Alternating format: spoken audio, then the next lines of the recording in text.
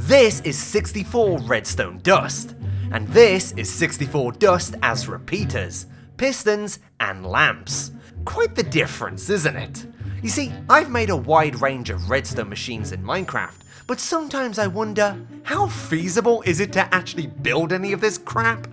I mean, take one look at my game Descendant. Nobody is ever building that in survival Minecraft. And guys, have you seen the economy these days? All these mob farms have raised the price of redstone through the roof. I'd call it a depression, but I already have it. So what if I set a little challenge? What sort of machines can you make with only 64 redstone dust? So just to clarify the rules just a bit further, I want to try and make the coolest redstone machines I can using just 64 redstone dust. And this can be really tricky. Like a redstone torch, sure, that's just the redstone on a stick, but something like a common repeater, that's actually 3 redstone dust. If we look at the recipe, it's actually 2 torches with a redstone dust in the middle. So I need to be very conservative. I'm thinking I should start simple. If I can get a basic design working, maybe I can expand it from there. Or at the very least, it'll give me an idea of how much redstone a basic machine costs in the first place. I'm thinking about making one of those like fancy storage rooms, you see, where you like walk up to them and the walls like disappear and reveal the chests. You see them all the time online, and I've never built one, but surely it's in budget, right? So pistons just across here to like push the stuff down and... Oh, dude, I can't do this.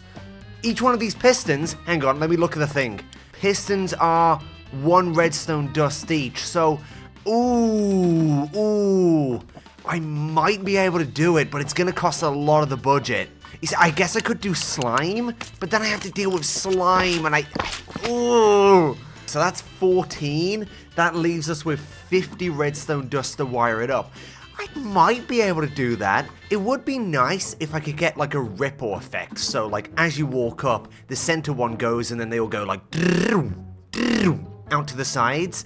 But if I want to do that, it means I'm probably going to have to use repeaters. And oh boy, I'm already skimped for budget because I'm using 14 sticky pistons. And each one of these is 3. I literally don't think I can afford it. Okay, so what I have here is a classic player detector using a pufferfish. Basically, how this works is the minecart is currently powering this gold pressure plate, and the weighted ones count the number of entities. So currently, it has a signal strength of 1. However, if I enter survival mode, the pufferfish inflates, which increases his hitbox, and now he's also triggering the gold pressure plate, so it now counts 2 entities, and thus it powers up to 2, and then we can get a repeater signal from that. If we then stick this under the floorboards of our chest thing, we can then take that signal to actually activate our pistons to have the chest go. Okay, it should be all working now, and we've only used 46 out of the 64 allotted redstone. So if I just walk up to it now, we should... Yep, it reveals the chest, you can like grab your stuff, la la la. You can't open the top ones because I forgot how Minecraft works. Damn it! Oh, I know how to make this perfect. When you actually activate it, why don't we make it so it plays a little jingle for you? Okay, what if I do like an 8, 11, 15? Alright, let's give it a little listen. Alright, so survival mode, and...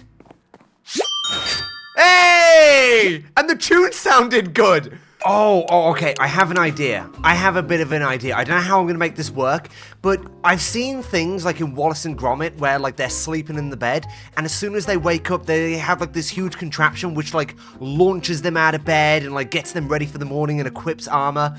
I think we should try and do that. Like, we'll have a bed, we'll then detect when the player gets up from the bed, and then we'll have, like, some pistons, some slimes to, like, knock him about, and then maybe we can have some droppers with, like, your armor in for the day, and it, like, phew, wakes you up, gets you dressed, maybe even gives you food like breakfast. Now, my initial thoughts is I need to do some testing to detect... Obviously, we can detect when it's daytime with a daylight sensor, or daylight detector, I guess is what they're called. But what if the player's sleeping somewhere else? We need to detect when the player actually gets up out the bed. So when I go to bed, let's say I'm standing on exactly this square right here, which we'll mark with some spruce. Let's say I'm standing on this square, and then I go to bed. where do I wake up in the morning? Do I wake up on the same square or somewhere else? Ooh, I've woke up on this square. We'll mark this in red. Now, I'm going to go to sleep from this side. So again, mark with spruce, go to bed this side. Do I wake up on the same red square or on the other side? Let's find out. Ooh, I've woken up over here now. So I can guarantee where the player wakes up for the mechanism. If I place the bed along a wall like this, I think I will always wake up on the red square no matter what. Oh, that's good. That's something we can work with. I will admit this is a very weird and precarious place to put your bed. I don't think the feng shui guy on TikTok would approve of this. And then I think to top this bedroom off, we'll have a single painting right in the corner. Now this is a beautiful bedroom if I've ever seen one.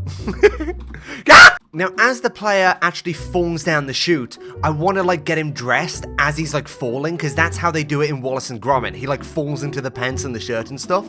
So I need to build a mechanism which can do that, and I don't know if that's possible. We're going to have to do some tests. So if I go through, yep, all the droppers activate as we fall through. Should be good. The question is, will they actually put clothes on the player as he falls through? That's what I got to test. And go. Hey! Hey!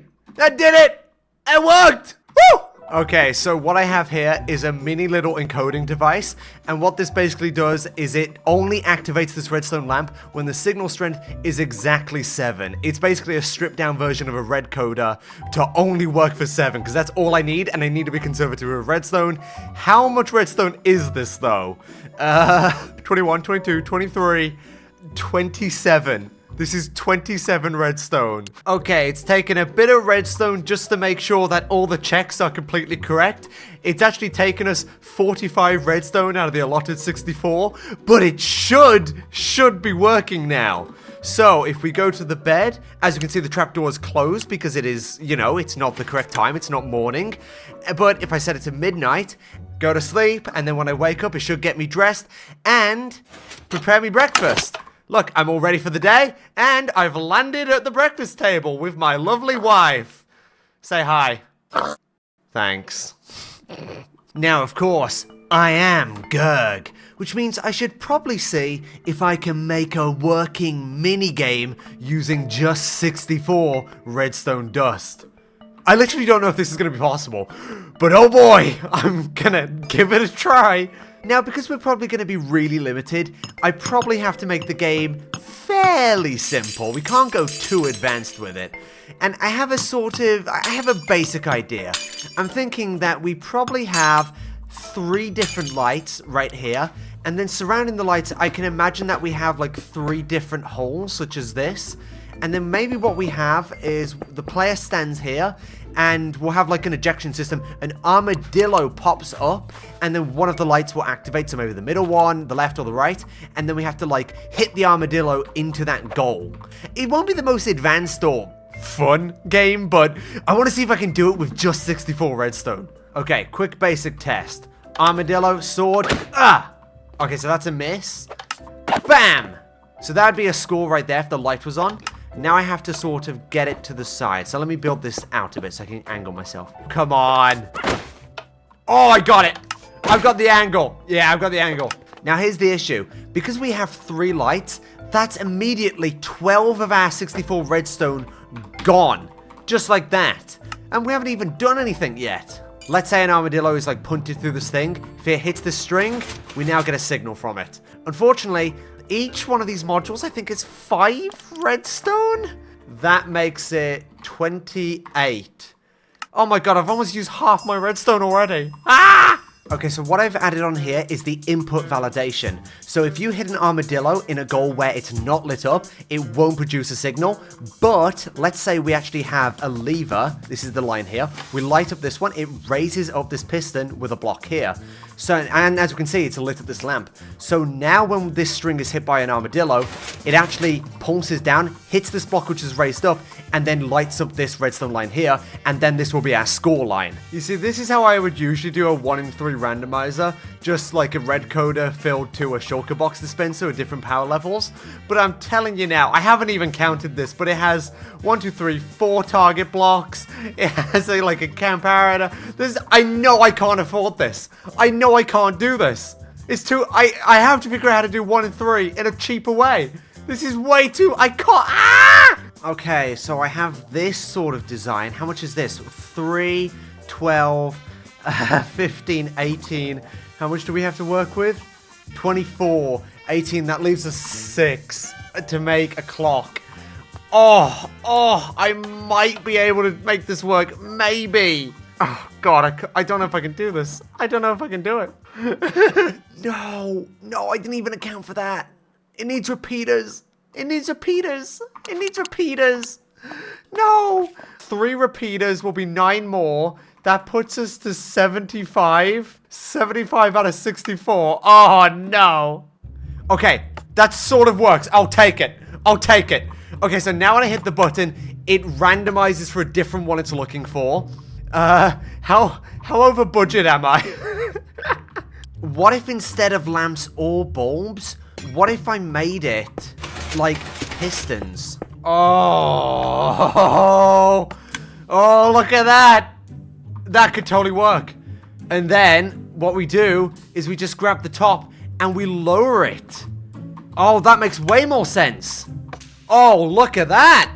Look at that. Oh, man, this is tough. But I think I've managed to rework it. I've managed to rework the scoring system, and I think this saves ever so slightly just a bit of redstone. There we go, 59. That leaves us 5 redstone to add the score. So this is 64 redstone exactly. 1 stack of redstone can get you this mini game right here. Now, I have to test if it actually bloody works. Okay, so I've decided to decorate the minigame just a little bit to, you know, give it a bit of style. I've gone for a bit of a hellish theme. I have no idea what to call it. Maybe, you beat armadillos into hell is what I'm imagining. Like, this is a lost soul and you're deciding, yes, you go into that part of hell. Or you get a new one. Oh, yes, you belong over there. I don't know. I don't know what this is meant to be. My one regret is the point output is unfortunately stuck all the way down here underground. So I got 1 point there. You know, and to be honest, there's no real game because you just go for as long as you want. There's no time limit or anything. But I tried my best, you know. I tried my best to try and make a mini game with just 64 redstone dust. And this is what I came up with. Let's go again. Where is it? Oh, that one's easy. Boom! Oh, come on.